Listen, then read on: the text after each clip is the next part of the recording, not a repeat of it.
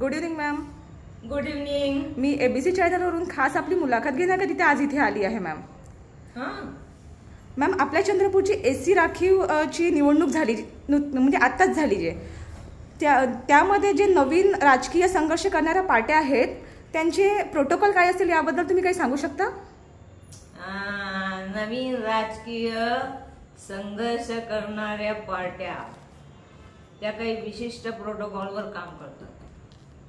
Number 1, काम करायचे नाही, काम करू द्यायचे नाही.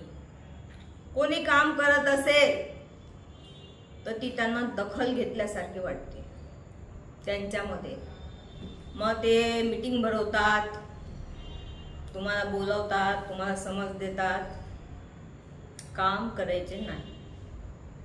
काम केले म्हणजे तुम्ही त्या पार्टीच्या विरोधात जाता असं त्यांचं म्हणणं असतं. ओके.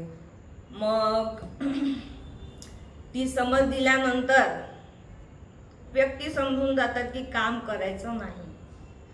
नंबर 2, मग टोपी खाली आणखी एक टोपी असते. मग कोणाच्या सोबत जा.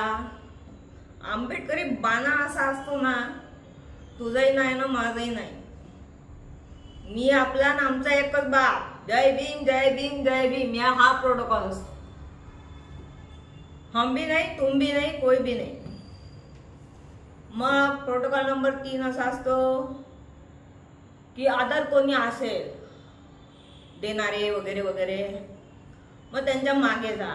मग वर्गण्या गोळा करा, 10,000 10,000 10,000. मग त्यांचे शो लावा, त्यांचं प्रमोशन करा. उसके पीछे पीछे जाओ. आपली निळी टोपी फक्त 6 डिसेंबर आणि 14 एप्रिल, संविधान दिन, मनुस्मृती दहन असे जे कार्यक्रम असतात हे साजरे करणे, वर्गण्या घेणे हा प्रोटोकॉल असतो. खूप सारे विहार तयार करणे आणि सगळ्या लोकांना तिथे बोलून धम्म सांगणे, धम्माच्या मार्गातनं सगळ्या राजकीय पार्ट्या एकत्र येतील असा विचार करणे हा एक प्रोटोकॉल असतो. मग विचारवंतही खूप आहे, समाजाला विचारवंत खूप आहे, पण सगळेच विचारवंत असल्यामुळे कोणी कोणाचं नाही राहत, कोणी कोणाचं नाही राहत, कोणाला कोणाचे विचार पटतच नाही. हा एक प्रोटोकॉल आहे. आणखी काय म्हणता? तर मॅडम, आपण का सहभागी झाले नाही या पार्टीमध्ये?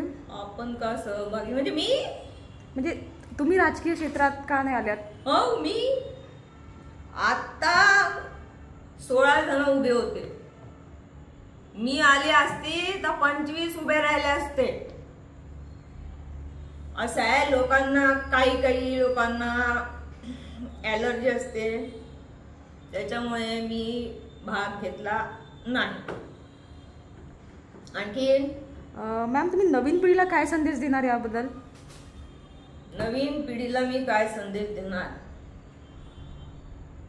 नवीन पिढीला हा संदेश जातो सगळीकडून की 2 शब्द पाठ करा, जय भीम जय भीम. कोणी काही विचारलं तर एवढं सांगता आलं पाहिजे, जय भीम. भीम वाचला का?